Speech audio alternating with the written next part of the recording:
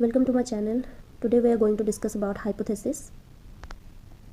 So first हम लोग जान लेंगे introduction फिर definition of hypothesis.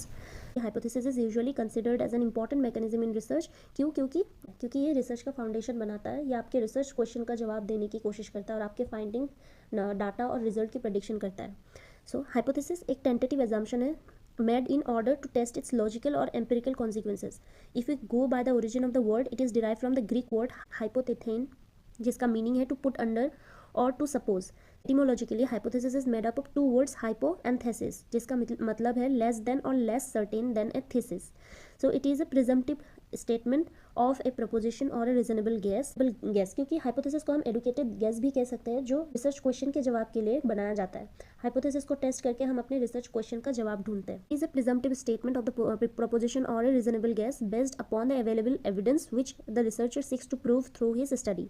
तो ये एक प्रिज्यूम किया गया स्टेटमेंट होता है जो हम रिसर्च को स्टडी करने से पहले ही उसको हमें हाइपोथेसिस को बनाना होता है, जिसके based on what based upon the available evidence. जो एविडेंस हमारे पास अवेलेबल है उसी के बेसिस पे हम लोग हाइपोथेसिस बनाते हैं, जिससे रिसर्चर क्या करता है अपनी स्टडी को प्रूव करता है. बाद में उस हाइपोथेसिस के बेसिस पे ही वो पूरा स्टडी होता है और एट लास्ट उसे प्रूव करना होता है रिसर्चर को. तो a hypothesis will give a plausible explanation that will be tested. A hypothesis may seem contrary to the real situation. It may prove to be correct or incorrect. Hypothesis need to be clear and precise and capable of being tested. It is to be limited in scope and consistent with known or established facts and should be amenable to testing within the stipulated time. It needs to explain what it claims to explain and should have empirical references. तो hypothesis क्या है? Hypothesis एक बहुत ही important part है किसी भी research paper का. ये एक क्लियर और कंसाइज स्टेटमेंट होता है जो आपके रिसर्च का फाउंडेशन बनाता है, या आपके रिसर्च क्वेश्चन का जवाब देने की कोशिश करता है और आपके फाइंडिंग्स, डाटा और रिजल्ट्स की प्रेडिक्शन करता है. एक अच्छे हाइपोथेसिस की स्पेशलिटी क्या है? ये सिंपल और क्लियर होना चाहिए, जिससे ये जस्टिफाइड लगे. ये टेस्टेबल होनी चाहिए और इसके रिजल्ट्स क्लियर होनी चाहिए. एक रिसर्च हाइपोथेसिस सेल्फ एक्सप्लेनेटरी होना चाहिए, जिससे रीडर के मन में कोई डाउट ना हो. This is hypothesis. डेफिनेशन भी है इसमें कि hypothesis can be defined as a tentative explanation of the research problem, a possible outcome of the research और an educated guess about the research outcome.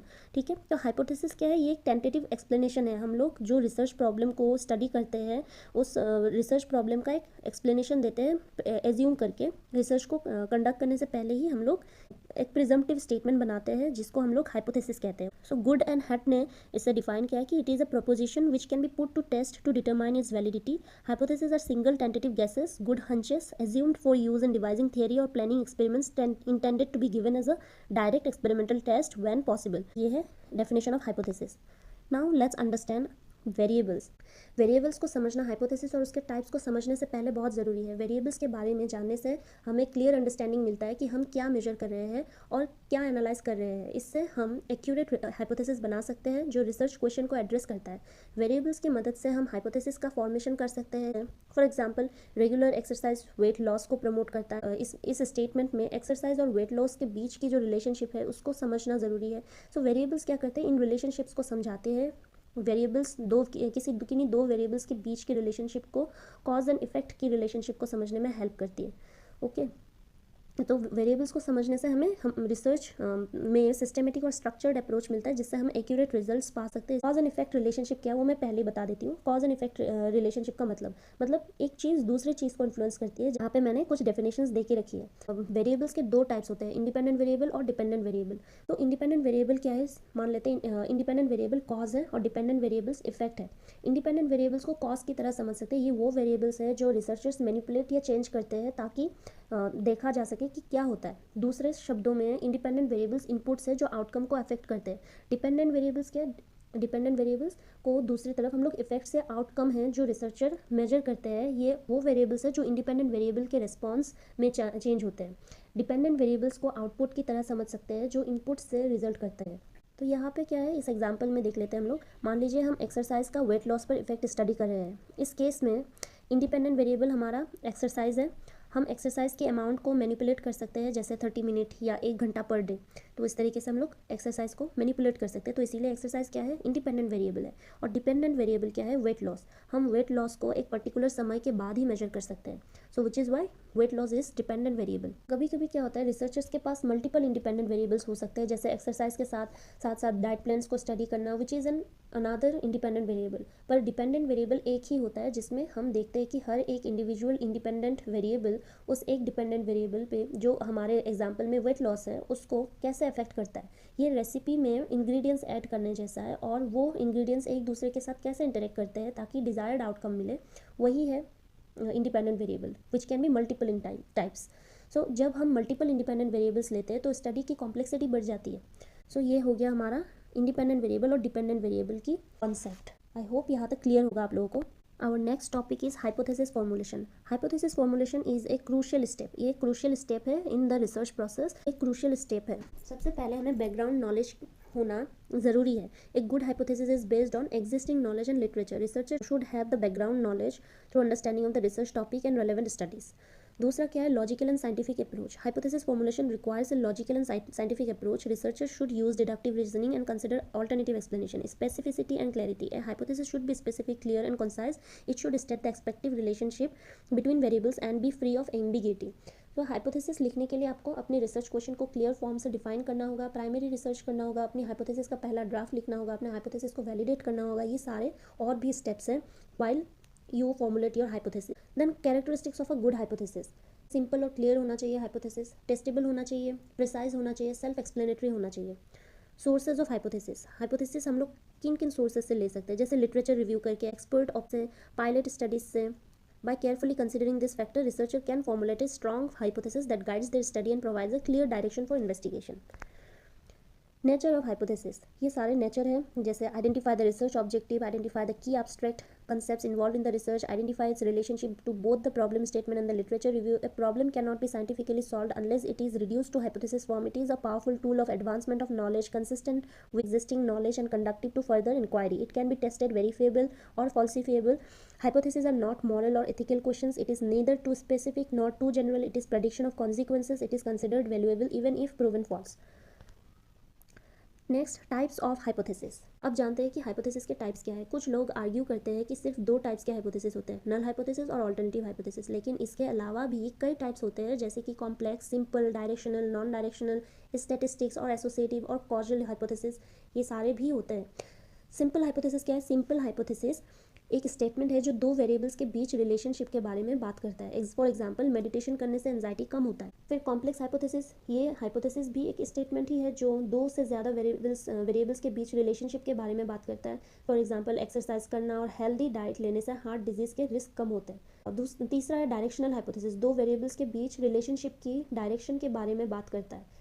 For example, exercise करने से weight loss होता है. इससे इस हाइपोथेसिस को one tell alternative hypothesis भी कहते हैं, क्योंकि ये ऑल्टरनेटिव हाइपोथेसिस के सब टाइप्स हैं, डायरेक्शनल और नॉन डायरेक्शनल, और एक और है नॉन इन्फीरियरिटी और इक्विवेलेंस ऑल्टरनेटिव हाइपोथेसिस. तो दूसरा, फोर्थ क्या है, नॉन डायरेक्शनल हाइपोथेसिस, दो वेरिएबल्स के बीच रिलेशनशिप के बारे में बात करता है लेकिन डायरेक्शन के बारे में नहीं. फॉर एग्जाम्पल, एक्सरसाइज करना और डाइट के बीच में रिलेशनशिप है. इससे हम लोग to tailed non directional alternative hypothesis भी कहते हैं. स्टैटिस्टिकल हाइपोथेसिस क्या है, ये एक स्टेटमेंट है जो पॉपुलेशन के बारे में बात करता है और इसके लिए स्टैटिस्टिकल मेथड्स का यूज़ किया जाता है. ओके, एसोसिएटिव हाइपोथेसिस भी एक स्टेटमेंट है जो दो वेरिएबल्स के बीच रिलेशनशिप के बारे में बात करता है लेकिन कॉज एंड इफेक्ट रिलेशनशिप के बारे में बात नहीं करता है. फॉर एग्जांपल, एक्सरसाइज करना और स्ट्रेस कम होने के बीच में रिलेशनशिप है.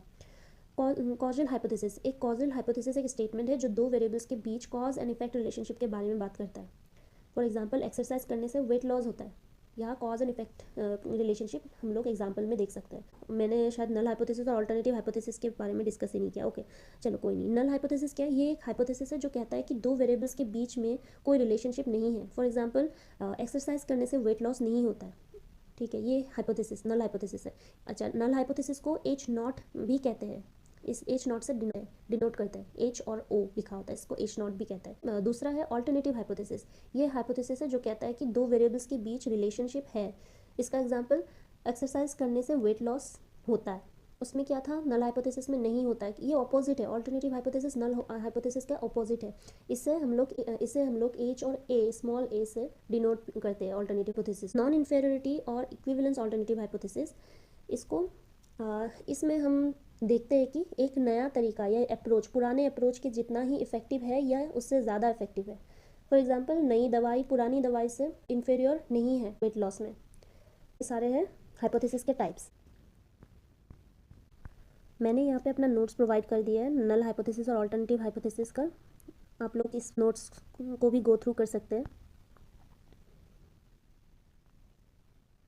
देन हमारा लास्ट टॉपिक है errors in testing of hypothesis. तो हाइपोथेसिस टेस्टिंग में दो तरह के एरर्स होते हैं, type 1 error and type 2 error. Type 1 error किसको कहते हैं, जब नल हाइपोथेसिस को रिजेक्ट करना जब वो सच नहीं है, इसको अल्फा ए से डिनोट होता है और अल्फा एरर के नाम से भी जाना जाता है टाइप 1 एरर को।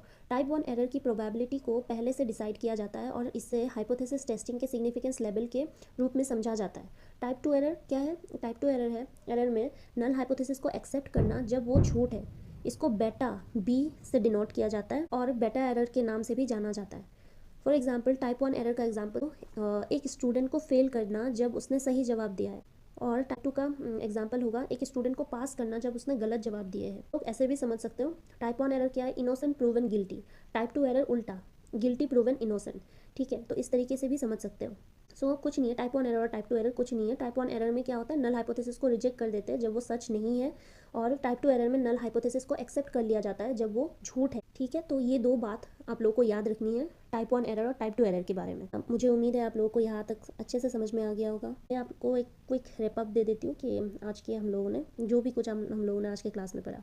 तो हमने हाइपोथेसिस के बारे में, उसके डेफिनेशन को पढ़ा, हाइपोथेसिस के डिफरेंट टाइप्स को पढ़ा, हाइपोथेसिस के कैरेक्टरिस्टिक्स, नेचर, फिर हाइपोथेसिस को फॉर्मुलेट करने के कुछ स्टेप्स, वेरिएबल्स को समझा हमने समझा type 1 type 2 error. Find this video informative, please like, share and subscribe. Thank you so much for watching.